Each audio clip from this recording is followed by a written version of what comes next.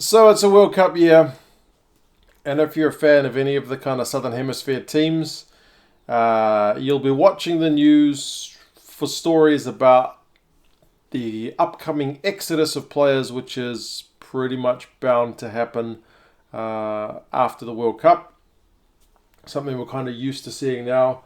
I mean, just from a New Zealand perspective, at the end of the last World Cup, we lost guys like Dan Carter to France, Nonu Smith to France, that's Conrad, and Kevin Mialamu retired, Richie McCaw retired. So it's definitely a big time of change.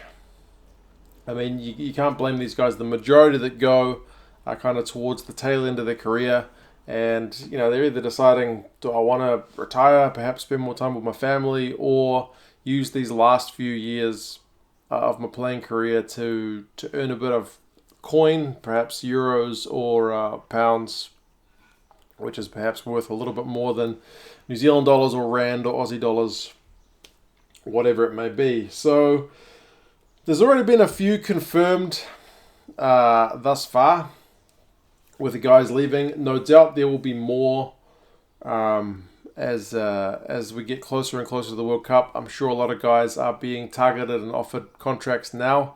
But I thought we'd have a quick look at the guys who've already signed, some of the guys who are being rumoured, and just talk about whether you think it's kind of the right time for them to go, or perhaps it would have been better for them to stay. Now, if we're looking at, because all these players I got on the board are Aussies, New Zealanders, or South Africans, there is a slight difference between them and the New Zealanders. If you decide to go, your All Blacks career is done. If you're an Australian, you got to have 60 caps for the Wallabies in order to play. And for the South Africans, you're kind of still eligible for Springbok selection, even if you go. So how they kind of weigh up the decision making is also kind of different from country to country. So first one, we've got Ben Smith. He's 32 this year. He's going to Pau in France. Is it Pau or is it Po? I feel like it's Po. A fair few New Zealanders have gone there over recent years. 32 years old. He's going to be 33. I feel like this is the absolute right time to go for him. He's done his service with New Zealand Rugby for sure. He's had issues with concussion. Managed to stick it out in New Zealand. I'm sure he could have left earlier.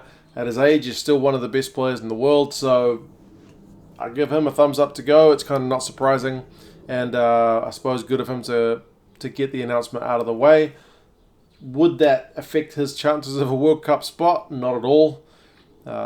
Some players, I feel like if they're perhaps on the fringes of the All Blacks and were to accept an overseas contract, the All Blacks coach is perhaps less likely to pick them, because what's the point in developing them if they're going to leave? Although it's not always an absolute hard and fast rule, because Tawera Kobalo still got some time in the All Blacks jersey despite announcing that he was going to leave as well. So there are always exceptions. Nehe Milner-Skudder, he's 28, he's heading to Toulon. There's a few guys heading to Toulon. So he's a bit younger than Ben Smith, but Ben Smith's a bit of an exception again in that he, for an outside back, he's still very good into his 30s, where we see a lot of guys, I mean, Julian Savia is another famous example, that kind of start to lose it a bit. There are, again, always exceptions, but a lot of guys aren't able to maintain that same level in their late 20s as they were perhaps in their early or mid 20s. Nehe Milner-Skudder is definitely in that conversation. He's got a wicked step, perhaps not what it's used to be. Will he make the World Cup squad? It seems doubtful at this point, but I know a lot of guys still back him as kind of a clutch player. So 28 years old, he'll be 29. Kind of can't blame him for going either. Interestingly, Eben Etzebeth is one that's going. He's 27. For a guy in his position, that's not old by any means. You can still play. Look at Victor Matfield, man. He went on for yonks. You can play well into your 30s at the top level as a lock. So 27, he's kind of at the peak of his powers. He's going to be leaving South African rugby.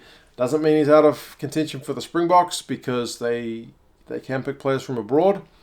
Although, man, South Africa's got huge depth in locks, and I think what we've seen from Rassie in his picks thus far is that he does seem to still give kind of first choice to the players who are based domestically. But yeah, Eben Etzebeth might be one of those exception players. Like the players he does pick from abroad tend to be able to offer something special. And you look at Eben Etzebeth, and he's definitely one of those guys. Yeah, I understand there were a bit of controversy. He's going to Toulon as well. Bit of controversy about the way he was signed because still under contract, and something about Western Province not believing he was kind of eligible to enter contract negotiations, but Toulon kind of jumped on it and did that kind of behind their back. They seemed surprised by it, so there was a bit of controversy in that signing, but it seems to be a done and dusted big money deal for Eben.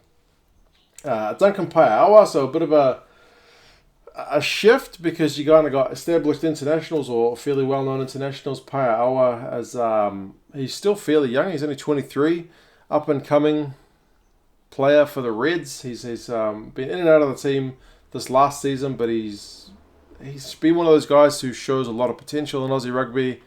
He's going to Toulon.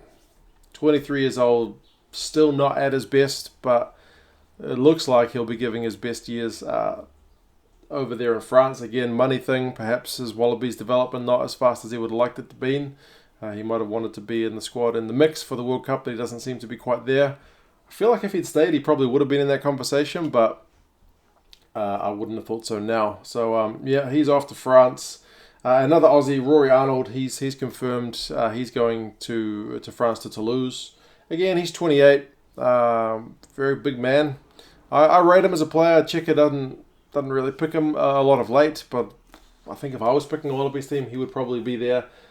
Just that size allows him to do a lot of good work in the line-out, and his work rate's gotten better over the years as well. So, yeah, but again, 28, kind of peak, but he's not going to have enough Wallabies caps to keep playing for the Wallabies. Maybe he's just kind of seen the writing on the wall as well that Rodder and Coleman perhaps are the starting guys, so he's decided to take the money and run. Kieran Reid's confirmed he's going, but we don't know where. Initially the rumours were France, and now it's Japan. At 33, yeah, he's definitely paid his dues, and it's time for him to go in some coin. So those guys are all going for sure. It leaves us with these guys who have been rumoured to be going. Ryan Crotty, he's 30. There's rumours he'll head to Japan. Again, another guy with concussion issues in the past, so perhaps Japan is a more appealing option than France, where the season's a lot tougher. Likewise, Dane Cole's 32. Concussion issues. Japan is the rumour. I guess we will see. Kind of wouldn't blame him for going as well. I mean, he's probably unlikely to stick around like Mel Lima did and retire in New Zealand. He's probably going to take the money, but again, wouldn't blame him. Taylor looks to be hot on his heels, as if not surpassed him as the number one guy for the All Blacks at number 2. So, yep. Aaron Smith, a little bit surprised about that, but he is 30. Would he be around to the next World Cup if he stayed? Probably not. So, he's another one that's rumoured for Japan. So these guys were all in a story recently. It was Reid, Crotty, Coles, and Aaron Smith, all rumoured to be heading to clubs in Japan. Still waiting for confirmation.